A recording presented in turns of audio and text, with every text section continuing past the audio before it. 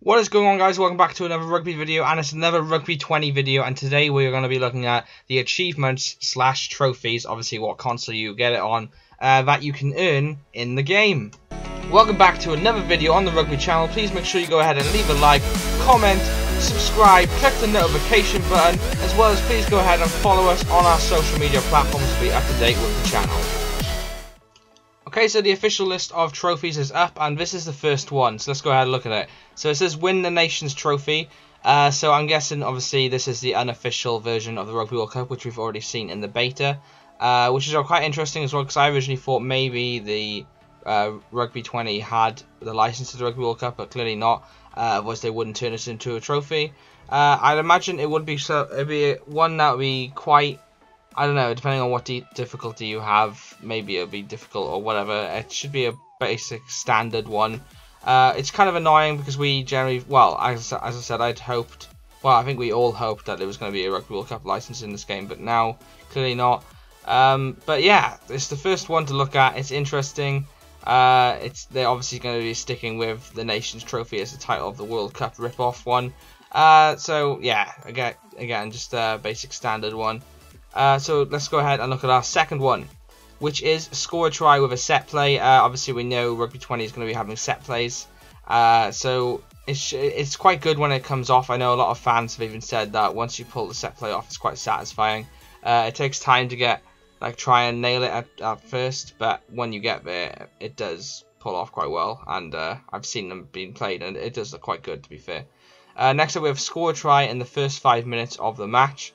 Again, I think that would be quite an easy one to do, depending on who you're playing. If it's a really easy team, I'd imagine you'd probably do that in the first 2 minutes, depending on, obviously, what time you have. I mean, if you have 4-minute matches, it's going to be quite difficult, but it goes by time, really.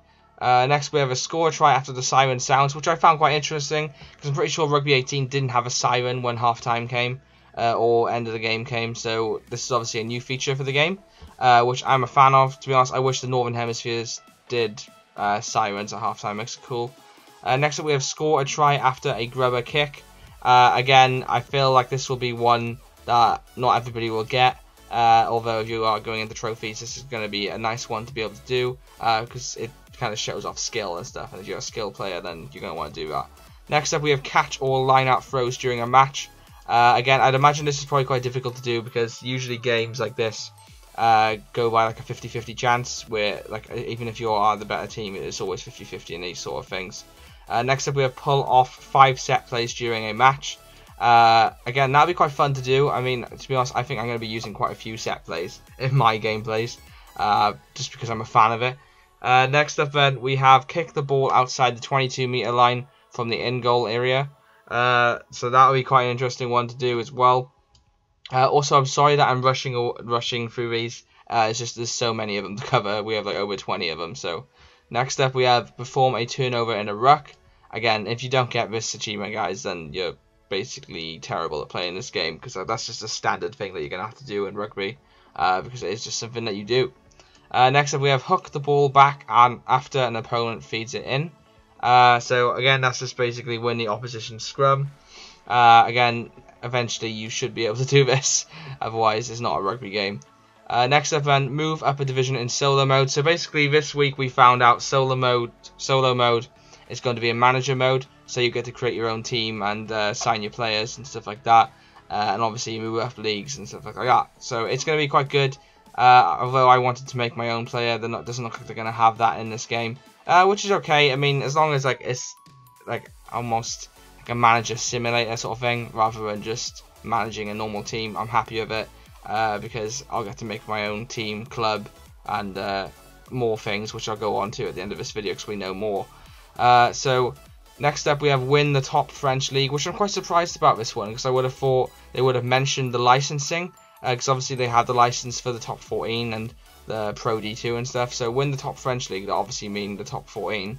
But why are they referring it to as this? That's what I can't understand.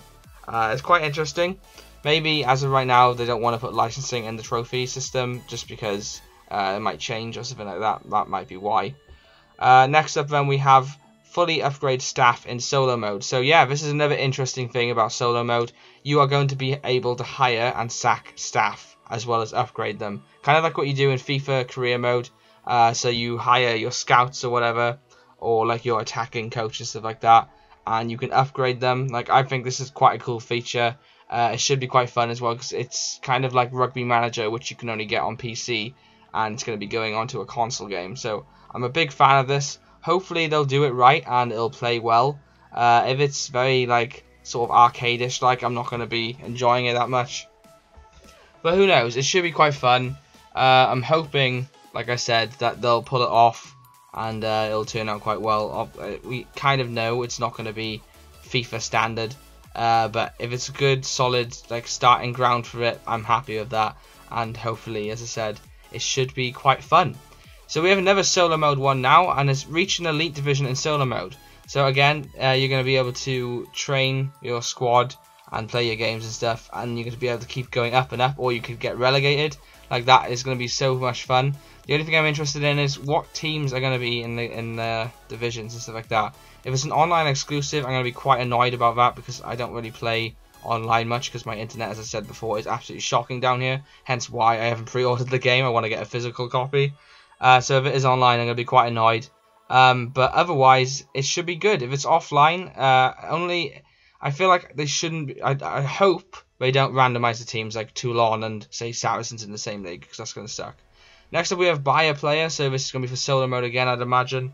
So you'll get to do transfers, which should be pretty fun. I hope they do actual currency, because I'm not a fan of just like fake currency, because it's like, well, it's not equivalent to much, is it?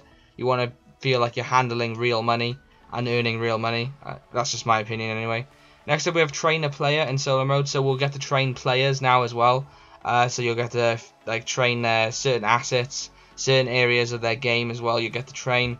So for example, if you had let's say Jonathan Sexton, and you want to train him up in, say, sidestepping or something like that, you be, well, maybe not so much sidestepping specifically, but say like strength or speed or something like that, you'll be able to train him up in. And I think this is going to be quite cool. It should be pretty interesting when it comes to like making your squads and training them up. Like, you could buy like a really crappy player and train them up. Like, I think I'm going to buy like a load of tier 2 nations and like players and train them up. It should be really fun. Next up, we have win the Celtic League.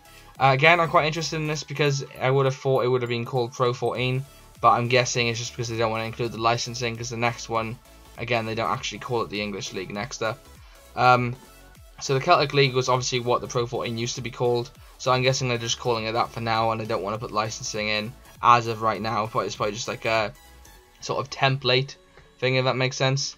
But if we're looking at it in an open mind, it could be quite cool if they did like unofficial teams, like say if you had Pontypridd and stuff like that, like little Welsh clubs, and like say like Rosslare or Dublin and stuff like that. I think that would be quite cool. Same as this with this one, like win the Premier League. If they made that, if it was like a smaller English league or something like that, or maybe there's a division called the Premier League somewhere in Europe. But I highly doubt it's going to be that, because obviously we've seen Celtic League and professional French league, so it can't really be anything else. So I'm guessing it's just an unlicensed, because that's what they're just calling it for now. Same as this with this one, there's another example, like win the Pro French League. Again, it's probably just the Pro D2, and they're just calling it this as a template. So we don't really need to think too much into this one. Again, if we were looking at it in an open mind, it could be like an unofficial version of like a lower league, but I highly doubt that. Just go and buy what the other ones are called. Although that would be quite cool. I would like to play a smaller nation, well, smaller clubs like Pontypridd and stuff like that would be pretty awesome. Next up, we have win a match by waiting. Sorry, I've made my screen too small. Win a match by taking the lead with a drop kick in the last 10 minutes. Again, I feel like this will be one that you should eventually achieve, just because it's rugby and that's what you do. Next up, we have finish a match without committing a foul. Now, I think this will be quite a difficult one, although a lot of you guys that have played the game are saying it is quite difficult to concede a penalty. So this will be quite an interesting one. They might fix it, and it might be an easier one to do. Win a match without scoring a try. God, that would be such a boring game to play. Like, I'm sorry, but if I'm not scoring any tries in games, it's going to be quite boring. Although you kind of expect it if you're playing a big team. or if it's evenly matched, who knows. And the final one then we have to look at is win a match after trailing by, is it 20 points? Yeah, by 20 points. This would be like the ultimate comeback, guys, if you manage to do this. Again, if you're losing by 20 points in the first place, there's not much chance of you coming back from it, but fair play if you actually get this achievement. I feel like you'd be a pretty good player at this game, and who knows, it could be an easy task. I don't know, I haven't played the game as of right now, but yeah, without further ado, that is going to be the end of the video. Okay, guys, that is going to be the end of the video there. I hope you did enjoy. Please make sure you go ahead and smash that like button to show your support for the research and everything I do for this. Also, special mention to Michael Flood over on Twitter, who helped me out to find this. Cheers, mate. As well, if you haven't already, as I said, please go ahead and subscribe. We upload rugby videos every single week, guaranteed, and there's obviously going to be a lot more Rugby 20 and Rugby Challenge videos, so stay tuned for them. If you are enjoying the gaming content, I do really appreciate it. If you're not, then we do other rugby videos as well, where we cover the Rugby World Cup games, as well as other interesting topics, so stay tuned if you do enjoy other rugby videos as well. So yeah, thanks for watching, guys. Comment, like, subscribe, follow the social media on Twitter for rugby gaming, and Instagram if you're just interested in me myself. And please go ahead as well and join the Facebook group, where you get to share across your own opinion and basically just mess around with the rest of the community. The name is here. If you just type it in on the Facebook search bar, you'll be able to click join, and I'll accept your application eventually. So yeah, guys, thanks for watching. I've been Andrew. I will see you in another upload. Peace out, guys.